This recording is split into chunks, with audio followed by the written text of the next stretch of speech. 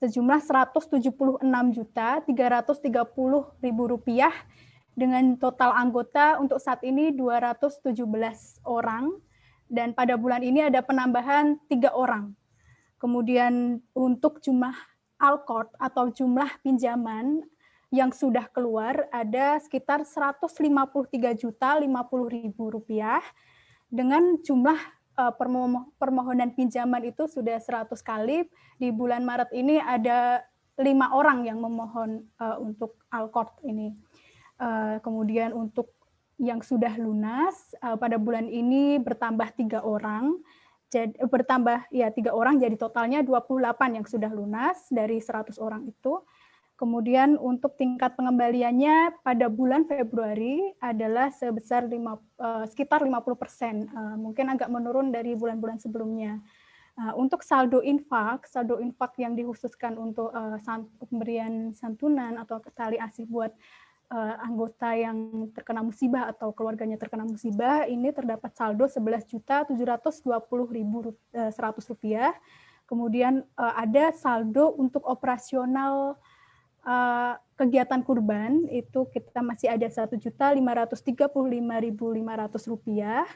Kemudian untuk buka bersama ada saldo dari tahun-tahun sebelumnya Rp48.000, kemudian ada infak yang dikhususkan untuk revitalisasi musola sebesar Rp3.800.000.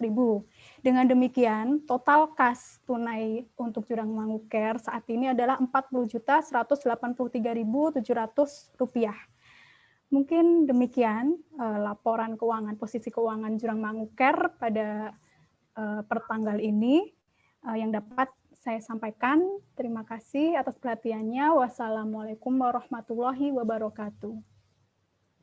Salam. Ada tambahan lagi dari Bapak Ibu pengurus Jurangmangu Care? Sementara cukup, Mbak. Langsung kita mulai, Mbak. Silakan, Mbak Rinsti. Alhamdulillah, terima kasih kepada Ibu Rima atas pemaparannya. Semoga bermanfaat bagi kita semua. Bapak Ibu yang dirahmati oleh Allah, selanjutnya adalah ceramah dan doa oleh Ustadz Lutfi Mahfuz yang merupakan inti dari acara kita pada sore ini. Kepada Ustadz Lutfi, silakan.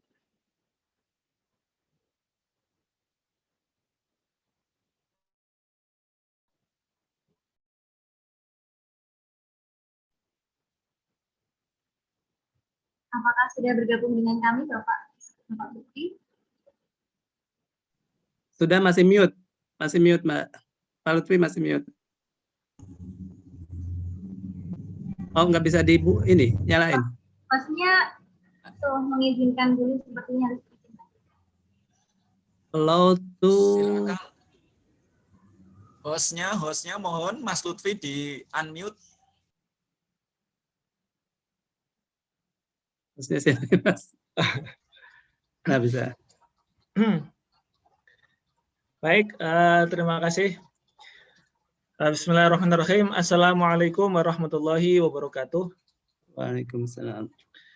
Alhamdulillahilladzi hadana li hadza wa ma kunna linahtadiya laula an hadana Allah.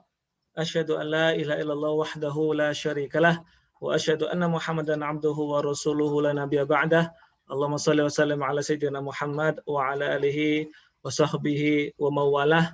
Rabbi syrah li sadri wa yassir li amri wa hlul 'uqdatam min lisani yafqahu qawli, amma ba'd. Yang saya hormati Bapak PLT Direktur, Bapak pejabat struktural maupun di jurusan, kepala unit, kepala pusat, dan Bapak Ibu dosen, para pegawai, para mahasiswa yang hadir. Alhamdulillah pada kesempatan sore hari ini Allah masih memberikan nikmat yang luar biasa kepada kita. Kita masih diizinkan untuk hidup, kita masih diizinkan untuk beraktivitas, beramal, dan itulah merupakan nikmat yang sangat diidam-idamkan oleh orang-orang yang saat ini sudah meninggal. Jadi ketika mereka ditanya apa keinginan terbesar mereka, mereka ingin dihidupkan lagi, walaupun hanya sesaat itu ya, walaupun hanya sesaat, mereka ingin hidup lagi. Untuk apa? Untuk beramal, untuk bersedekah, apalagi kalau bertemu dengan Ramadan. Nah, itu tidak disia-siakan lagi. Makanya kita harus senantiasa bersyukur sekali. Kita masih bisa merasakan nikmat bernafas, nikmat bisa membau gitu ya, melihat, mendengar, dan mudah-mudahan Allah akan terus menerus ya memberikan nikmat tersebut. Kalau kita bersyukur akan ditambah-tambah, dan salah satu cara bersyukurnya adalah dengan menggunakan nikmat itu untuk ketaatan kepadanya, untuk beribadah kepada Allah SWT. Salat dan salam marilah senantiasa kita haturkan, kita baca, kita sampaikan kepada Nabi Muhammad SAW. Kita baca salawat, Allahumma sholli ala Sayyidina Muhammad. Semoga kita senantiasa berusaha untuk menjadi umat beliau yang baik, menjadi umat yang layak diakui sebagai umat beliau ya, dan nanti layak untuk bergabung dengan beliau di hari kiamat nanti. Amin, Allahumma amin. Bapak Ibu sekalian rahimakumullah, tadi materinya awalnya MC-nya sempat nyebut Isra Mi'raj gitu ya, terus temanya Ratu Ramadan ya, saya sudah membuat ya sedikit materi mengenai Ramadan. Namun kalau dihubungkan tentang Isra Mi'raj dengan Ramadan sebenarnya itu sangat terkait ya, bukan saja karena berdekatan bulannya Rajab dan Ramadan, tetapi juga esensi ibadah di dua peristiwa itu ya. Kalau Isra Mi'raj kan sholat, kalau Ramadan puasa. Nah, kita akan lebih bagaimana kita nanti bisa mengoptimalkan puasa gitu ya. Karena sholat sebenarnya kan tujuannya adalah mencegah perbuatan keji dan mungkar. Inna sholata tanha 'anil fahsya'i wal munkar. Sementara puasa itu kan sebenarnya la'alakum tattaqun. Ya, la'alakum agar kalian bertakwa. Nah, takwa itu apa? Takwa itu adalah menjalankan segala perintah dan menjauhi segala larangan, termasuk tadi fahsya dan mungkar. Nah, Bapak Ibu sekalian rahimakumullah. Pertama, untuk mengawali materi pada sore hari ini mohon izin Pak Tanda, Pak Sofan, ini sampai jam berapa nggih? Jam 5. 5 lewat dikit. 5 lebih dikit Mas Uswi. Oke, siap. Ini lebih cepat lebih baik nggih, Pak? Oke, baik. Nah, ini doa yang sudah dihafal. Ya, ada yang bilang meskipun ini bukan doanya Rasulullah, tapi ini doa yang sangat bermakna. Jadi ini masih di bulan Rajab, dan meskipun nanti kalau di bulan Sya'ban ya mungkin tinggal diganti Allahumma barik lana fi Sya'ban gitu ya. Wa balighna Ramadan. Jadi kita berdoa Allahumma barik lana fi Rajab wa Sya'ban wa balighna Ramadan. Nah, terkadang Bapak Ibu sekalian, kita sering lupa untuk berdoa ini. Kenapa? Karena ya tadi kita ya mengalir aja gitu. Jadi kita kurang untuk mempersiapkan gitu ya. Bahkan doa pun seringkali kita itu masih lupa untuk berdoa semoga kita dipertemukan dengan bulan Ramadan. Jadi seolah-olah Ramadan itu mohon maaf itu kayak biasa-biasa saja gitu ya. Itu rutinitas ya. Kalau kita masih hidup ya nyampe gitu. Nah, kalau kita sampai minta itu kan berarti kita tuh menyadari bahwa Ramadan itu sangat spesial, sangat istimewa. Nah, Pak Ustadz Tanda sudah membahas beberapa waktu yang lalu, dan kali ini memang saya lebih ke bagaimana kita mendapatkan makna Ramadan gitu ya, supaya Ramadan itu lebih bermakna gitu ya. Nanti seperti apa? Kalau fikih Ramadan mungkin nanti bisa menghadirkan Ustadz khusus ya yang syariah. Nanti menjelang Ramadan bisa khusus membedah mengenai fikih siam. Ya, fikih siam tentang puasa gitu ya. Baik. Nah, sebentar lagi kita akan memasuki bulan Sya'ban. Tadi di masjid dekat rumah pengumumannya hari ini tanggal 28 Rajab ya, 28 Rajab. Karena kemarin 27 Rajab Isra Mi'raj. Hari ini 28 Rajab. Artinya sebentar lagi bulan Sya'ban. Nah, sebagai langkah untuk mempersiapkan Ramadan, maka kita juga perlu untuk memaksimalkan bulan Sya'ban. Orang ingatnya Rajab, ingatnya Ramadan. Nah, Sya'ban sering dilupakan. Padahal Rasulullah itu di bulan Sya'ban itu belum memperbanyak puasa gitu ya, memperbanyak ibadah, memperbanyak puasa di bulan Sya'ban. Ketika ditanya, kenapa ya Rasul engkau memperbanyak puasa di bulan Sya'ban? Beliau menjawab, alasan beliau adalah dzalika, Sya'ban itu, syahrun adalah bulan yaghfulun nasu anhu, yang sering dilalaikan oleh manusia. Kenapa? Karena dia baina Rajab wa Sya'ban, wa Ramadan. Karena dia berada di antara bulan Rajab dan Sya'ban. Bulan Rajab ada peristiwa Isra Mi'raj, Ramadan ada kewajiban berpuasa. Nah, Sya'ban ada apa? Nah, di Sya'ban ada apa? Loh, Sya'ban itu sudah termasuk Asyurul Hurum. 4 bulan haram ya, 4 bulan yang diharamkan berperang karena memang mulia. Di dalam Al-Quran disebutkan ada 12 bulan, 4 diantaranya adalah Asyurul Hurum, bulan haram. Tapi tidak disebutkan apa nama-namanya di dalam Al-Quran. Tapi para mufasir ya, ulama menjelaskan 4 bulan haram itu adalah Muharram, ya, jadi Muharram, jadi berurutan ya, jadi Muharram, terus kemudian Rajab, Dzulqa'dah, Dzulhijjah. Nah, Sya'ban, mohon maaf tadi Sya'ban tidak termasuk sebenarnya. Sya'ban tidak termasuk bulan haram. Tetapi Sya'ban ini ada spesial. Jadi saya ulangi lagi, kenapa Sya'ban ini sering dilalaikan oleh manusia? Pertama tadi itu, Sya'ban itu pertama memang dia tidak termasuk bulan haram, tapi dia spesial karena dia bulan sebelum Ramadan. Jadi bulan sebelum Ramadan.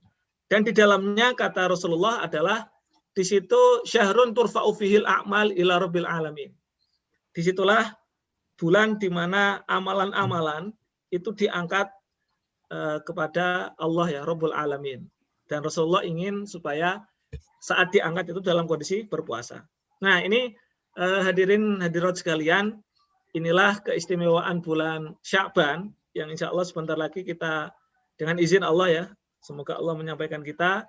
Dan mudah-mudahan ini menjadi bulan atau istilahnya atau pemanasan atau bulan istilahnya untuk persiapan kita sebelum kita nanti memasuki bulan Ramadan.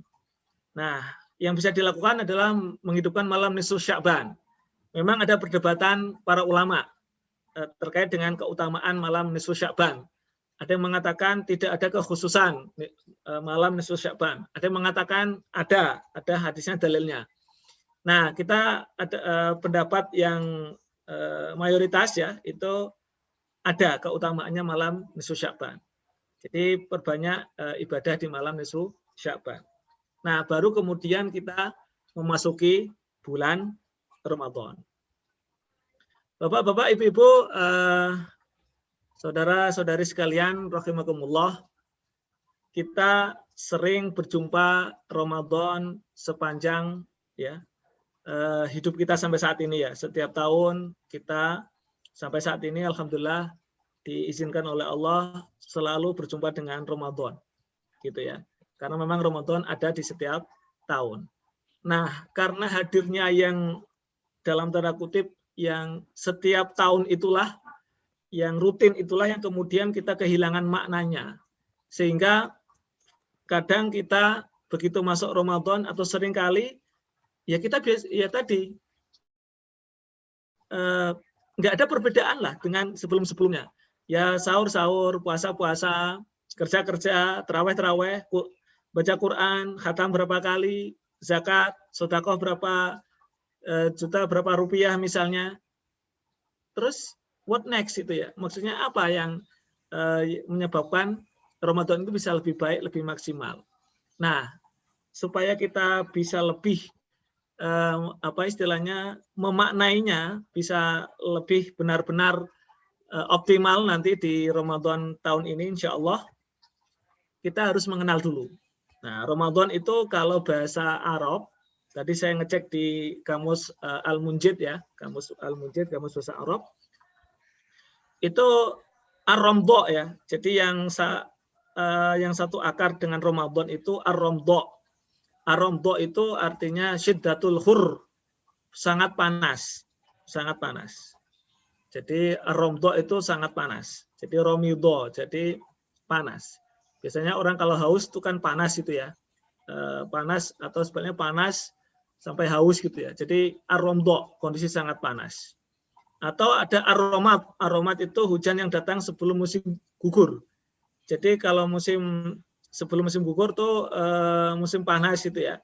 Nah, musim panas itu biasanya banyak berdebu. Nah, terus sebelum musim gugur tuh hujan, yang kemudian hujan itu menghilangkan debu-debu itu. Nah, diibaratkan Ramadan puasa itu bisa menghapus dosa-dosa ya, debu dosa-dosa kita itu. Nah, itu makna Ramadan. Kalau dalam istilahnya itu kan secara bahasa. Kalau Ramadan ya bulan Hijriah, bulan keberapa? Ini bisa jadi cerdas cermat ini. Bulan Ramadan itu urutannya bulan keberapa? Dalam bulan Hijriah. Kalau bulan pertama kan bulan Muharram. Berarti bulan terakhir itu bulan Dzulhijjah, bulan 12. Ya, tinggal ditarik aja.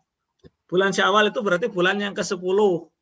Kan 12 Dzulhijjah, Dzulqa'dah 11. Jadi mundur kan?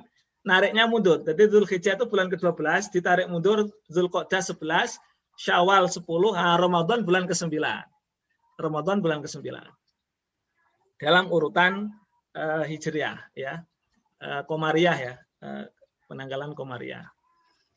Nah, keistimewaan apa Ramadan? Kita sudah tahu, sudah sering hampir di setiap ceramah di ini, tapi sekali lagi jangan bosan-bosan kita untuk mempelajari keistimewaan Ramadan. Kenapa ini harus selalu kita ingatkan? Karena sudah seringnya tadi itu loh, karena keseringan, karena rutinitas itu jadi biasa. Jadi orang kalau mohon maaf, kalau sesuatu yang istimewa, itu preparasinya pasti jauh-jauh hari gitu ya.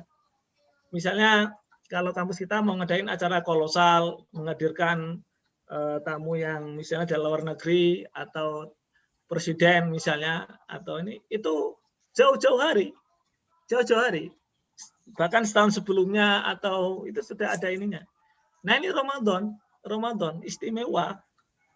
Saking istimewanya Ramadan itu satu-satunya bulan yang disebut dalam Al-Quran. Namanya itu Ramadan.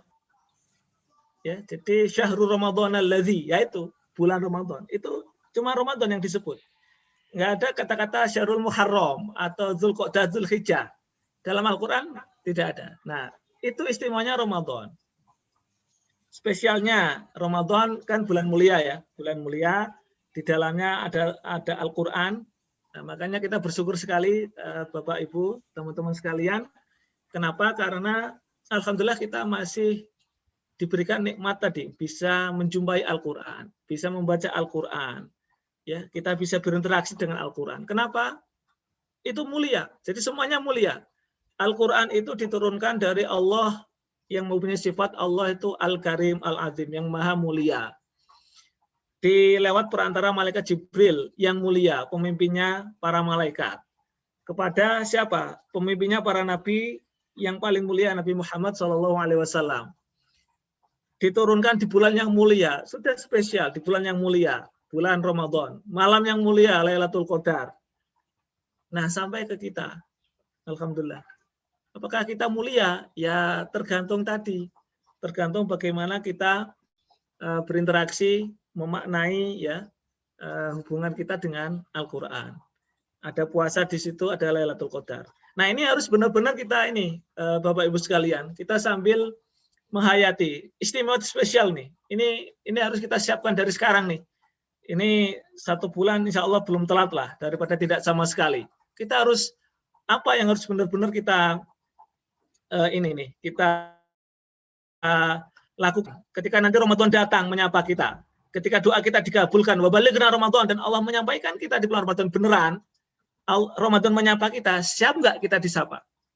Ramadan menyapa dengan pahala puasa yang luar biasa.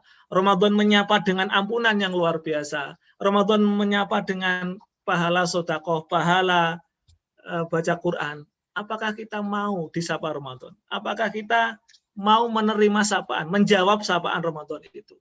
Itulah saatnya kita siapkan dari sekarang itu. Dari sekarang. Nah, bisa kita siapkan dari sekarang ya. Nanti amalan di bulan Ramadan supaya peak performanya itu ya, semangatnya itu adalah di bulan Ramadan. Jadi ibaratnya branding kita. Inilah kesempatan kita untuk istilahnya menunjukkan ya personal branding kita di hadapan Allah SWT melalui puasa ini.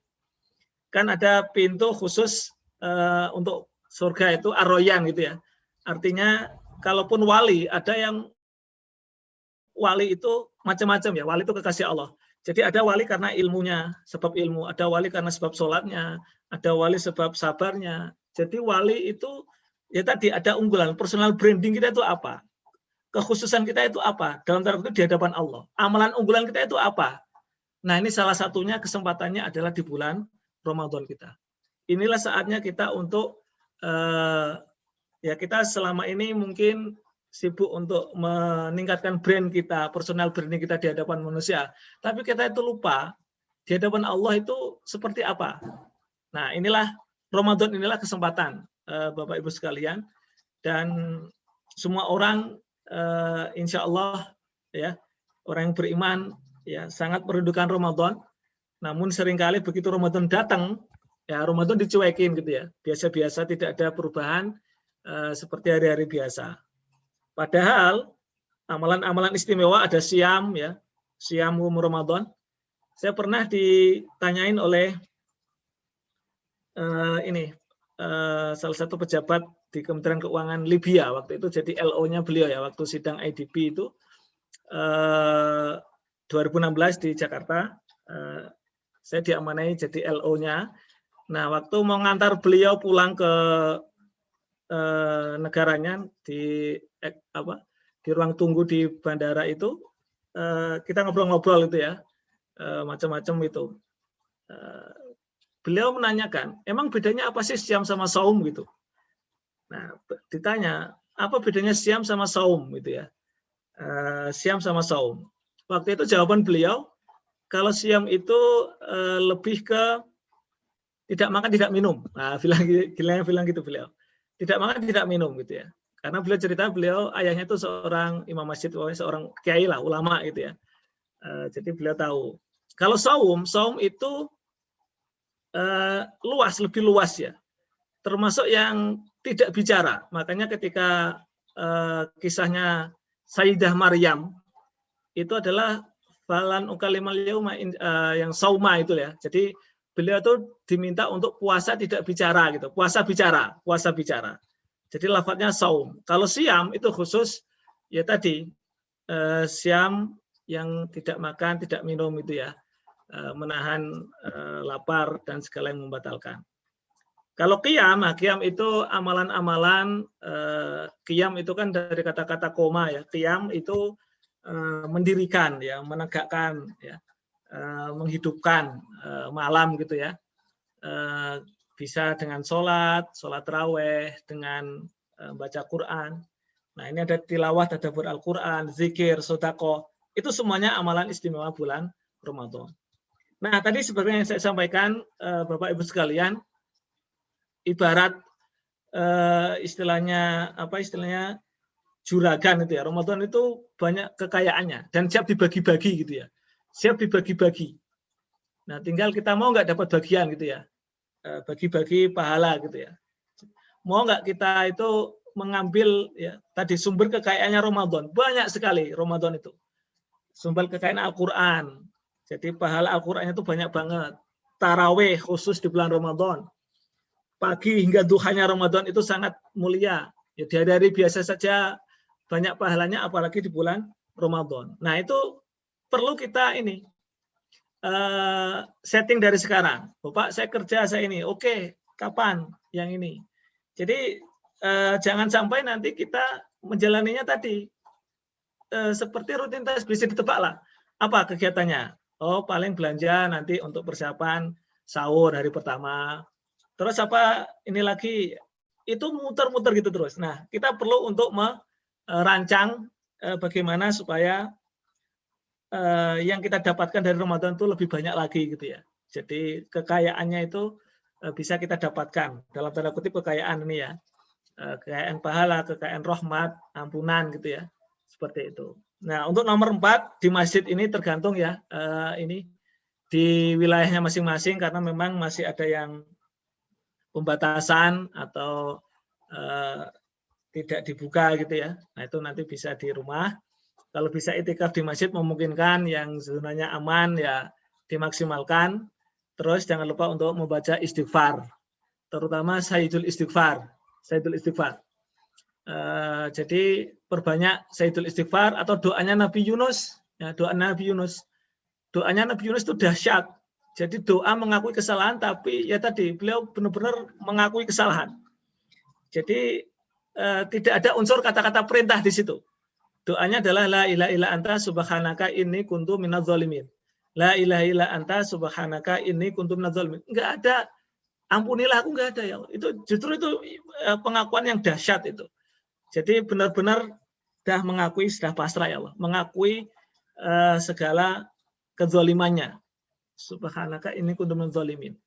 Seperti itu. Nah, ini kesalahannya. Mudah-mudahan tidak kita ulangi lagi. Jadi kesalahan yang sering dilakukan secara substansi ada 3 kesalahan. Kenapa? Seringkali Ramadan itu biasa-biasa saja. Ya pertama itu tadi, mindset kita karena meskipun ada tarhib Ramadan, ada pengumuman, ada pengajian dan sebagainya, kita masih santai-santai saja. Kita nggak benar-benar sungguh-sungguh gitu siap. Ketika kita misalnya menyambut momen yang paling istimewa. Apa momen istimewa kita seumur hidup kita apa misalnya? Menikah misalnya, menikah itu kan sudah prepare-nya sudah ini apa misalnya wisuda, terus apa lagi misalnya yang atau kita punya momen acara penting internasional dan sebagainya, itu sungguh-sungguh mempersiapkannya. Nah ini Ramadan, nah kita tahu semua orang kalau ditanya Ramadan istimewa, ya istimewa, mulia, tapi apa actionnya? Nah itu yang kadang pemikiran yang belum melahirkan tindakan. Jadi masih, padahal tadi teman-teman, suruh nyebutin istimewa Ramadan banyak banget bisa. Banyak pahala, ada bulan diturunkan Al-Quran, banyak ampunan, banyak berkah, macam-macam. Ya tapi kita biasa-biasa saja. Nah ini pengingat ya, terutama bagi diri saya ini.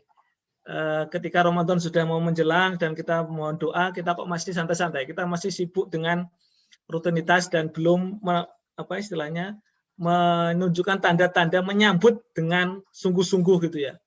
Seperti itu. Itu kegagalan pertama. Yang kedua, kita nggak sabar, gagal menancapkan kesabaran. Ya karena nggak dilatih dari sekarang. Mohon maaf, fenomena itu ya. Kalau Pak Yai Tanda itu softnya semakin mengalami kemajuan gitu ya. Kalau terawih itu. Jadi mengalami kemajuan. Ya maju gitu. Jadi artinya itu karena nggak sabar tadi, nggak sabar. Kita nggak sabar, nggak lihat HP, wah nggak sabar. Jadi baca Quran sambil dikit-dikit lihat HP. Jadi fokusnya terpecah gitu ya. Atau kalau sekarang istilahnya macam-macam ya, ada YouTube, ada Zoom dan lain sebagainya. Itu. Nah itu karena kita nggak sabar untuk tadi menjalankan ketaatan di bulan Ramadan. Dan yang nomor 3 ini sebenarnya mirip-mirip nomor 1 gitu ya, makna. Jadi kalau ditanya ngapain kamu puasa, gitu ya? Itu kan seperti kisah orang yang sedang membangun bangunan, sama-sama tukang batu gitu ya. Ketika ditanya ada 3 orang, ketika ditanya jawabannya kan beda-beda, karena tergantung pemaknaannya. Kamu sedang ngapain? Ya aku sedang ini loh kerja ini. Gitu. Kamu sedang ngapain loh? Kamu nggak lihat aku sedang ini nyusun batu ini untuk bangun bangunan. Aku sedang nyari nafkah. Aku sedang. Nah itu beda-beda jawabannya. Sama ketika kita ditanya ngapain kamu puasa? Ya wajib ini wajib. Gitu. Terus yang ngapain puasa? Ya yang lain puasa saya puasa ini kan wajib ini. Kalau nggak wajib nggak dosa. Karena maknanya ya tadi, semakin dalam kita bisa memaknai puasa Ramadan, maka insya Allah kita akan semakin sungguh-sungguh gitu. Ramadan kita akan semakin bernilai. Jadi itu, misalnya kayak tadi, beda kan jawabannya, ngapain kamu sedang membangun apa? Saya sedang membangun peradaban. Wah gitu, jawabannya kayaknya ini. Tapi itulah yang kemudian membuat dia termotivasi. Begitu juga teman-teman Bapak Ibu sekalian, apa arti Ramadan bagi diri kita? Apakah sekedar puasa, menahan lapar, buka, sehingga apa yang kita rasakan kebersamaannya, terus kemudian makanannya. Nah, itu tergantung maknanya. Makanya para salafus soleh itu kenapa bisa sampai khatam Imam Syafi'i 60 kali, terus ada yang 30 kali, ada yang semalam. Jadi luar biasa itu. Karena mereka memaknainya itu ya luar biasa. Nah itu, makanya kita coba hadirkan makna-makna yang itu. Kenapa mahasiswa itu, mohon maaf kalau mahasiswa ya, kenapa mahasiswa itu begitu rajin kalau mau ujian, mau UTS, mau UAS, sanggup begadang semalaman nggak tidur? Ya karena bagi mereka maknanya sangat penting ujian itu, nggak lulus, DO kalau nggak ini misalnya. Nah, begitu juga kita mau mengenai Ramadan. Kalau kita nggak sungguh-sungguh apa? Nah itu makna yang perlu kita hadirkan. Nah terakhir, ini slide terakhir, pas ya, mau jam 5. Nah ini yang harus kita ingat Bapak Ibu sekalian, bahwa Ramadan itu kan tujuannya la'alakum tattaqun, supaya kita terus bertakwa. Takwa itu merupakan suatu proses ya, yang berkesinambungan. Jadi bukan berarti setelah Ramadan nggak bertakwa. Jadi selalu. Jadi Ramadan itu memastikan supaya kita itu terus terjaga konsistensi takwanya. La'alakum tattaqun. Karena bisa jadi pas masuk Ramadan, insya Allah kita sudah membawa bekal takwa. Dalam tanda kutip sedikit. Walaupun sebesar zarrah, insya Allah ada takwa lah kita. Nah, Ramadan itu memastikan supaya takwa kita itu semakin meningkat dan semakin terasa terjaga gitu. Setelah Ramadan pun tetap bertakwa. Karena bekal ya, wa tazawwadu fa inna khairaz zadi taqwa. Berbekalah karena sebaik bekal adalah takwa. Nah, takwa inilah yang akan kita jaga terus, akan kita tingkatkan maknai pas Ramadan itu. Pas Ramadan. Nah, itu. Nah, yang kedua kita harus lebih baik dari orang lain. Artinya itu penyemangat ya kita. Kita sama 24 jam, kita diberikan 2 mata, 2 telinga, berikan nafas, sama kita. Tapi ya tadi, amalan orang itu beda-beda, makanya ini untuk memotivasi ya, fastabiqul khairat. Terus yang ketiga, tak ada yang tahu batas usia kita. Nah ini yang tadi saya sampaikan, kita tahu bahwa kematian itu pasti, datangnya tiba-tiba, tapi kita masih santai-santai dalam mempersiapkannya. Untuk menutup tausiah singkat ini, saya tadi membaca, ini kisah yang sudah lama sebenarnya saya baca, tapi tadi saya baca lagi karena menarik tentang bagaimana kita mempersiapkan amalan sebelum kita meninggal gitu ya. Jadi kisah ini dalam sebuah buku ya yang ditulis oleh Ustadz Salim Fillah. Beliau mengutip ceritanya Imam Al-Ghazali ya, yang menceritakan Al-Ghazali. Ada seorang qori itu ahli baca Al-Quran ya, dai, kebiasaannya itu membaca Al-Quran, mengajarkan Al-Quran gitu ya, bacaannya bagus. Suatu saat beliau membaca Al-Quran di hadapan keluarganya, saudara-saudaranya gitu ya, yang dibaca surat Yasin, mulai dari ayat pertama. Nah pas sampai ayat ke-24, nah yang terbiasa baca surat Yasin insya Allah hafal ya, ayat 24. Ayat 24 itu, inni idzal lafi dhalalim mubin. Itu ya. Coba cek. Jadi Yasin itu surat ke-36. Surat ke-36 ayat 24. Nah, pas baca sampai surat itu, inni idzal lafi dhalalim mubin. Sesungguhnya aku benar-benar termasuk atau berada dalam kesesatan yang nyata, meninggal dunia. Innalillahi wa inna ilaihi raji'un. Langsung meninggal dunia.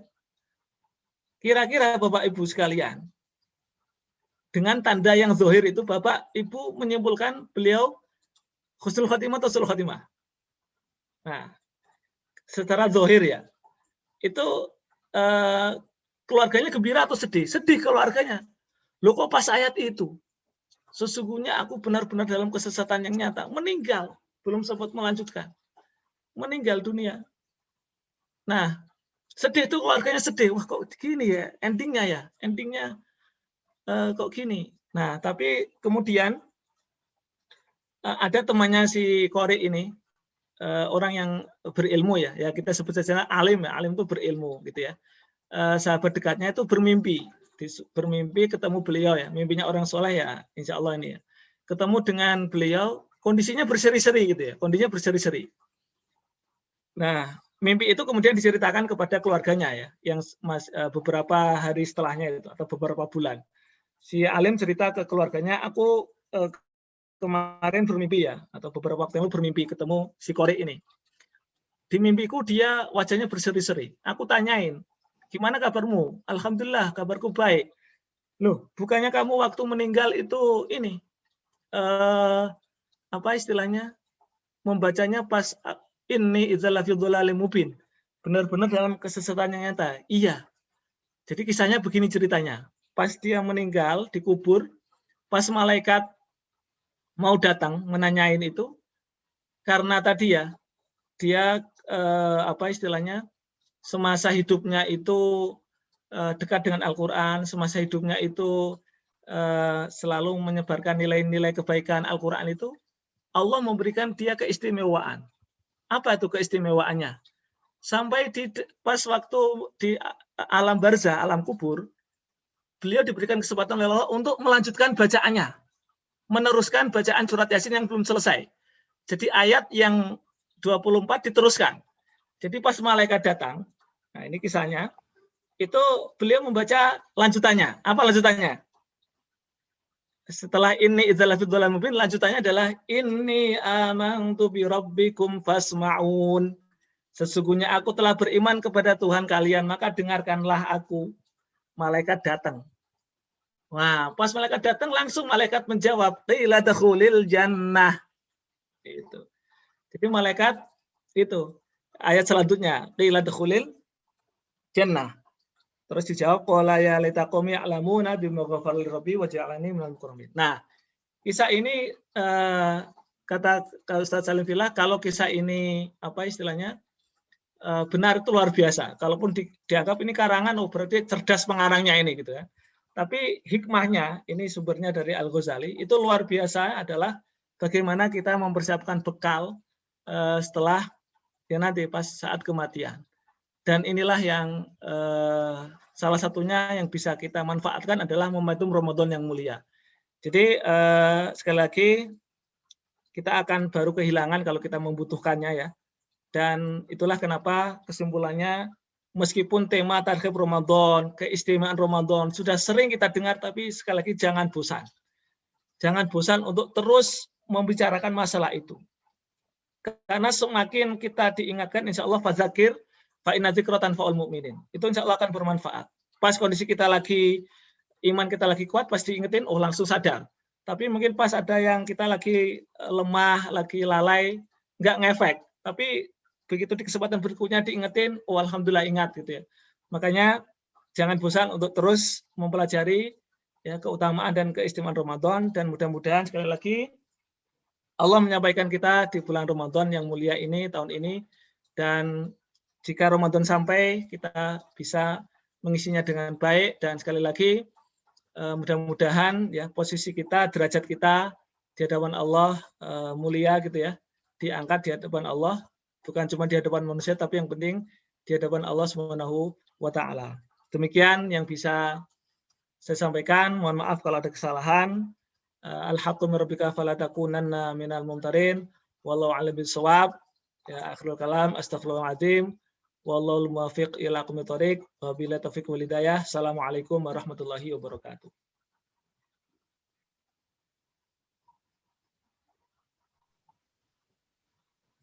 Syukur Alhamdulillah. Terima kasih kepada Ustaz Lutfi atas ceramahnya.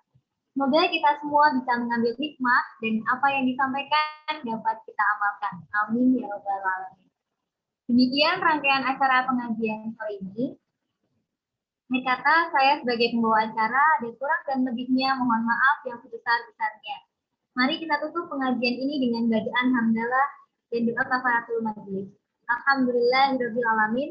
Subhanakallahumma wa bihamdika asyhadu an la ilaha illa anta astaghfiruka wa atubu ilaik. Billahi taufik wal hidayah. Wassalamualaikum warahmatullahi wabarakatuh. Waalaikumsalam. Enggak, absen.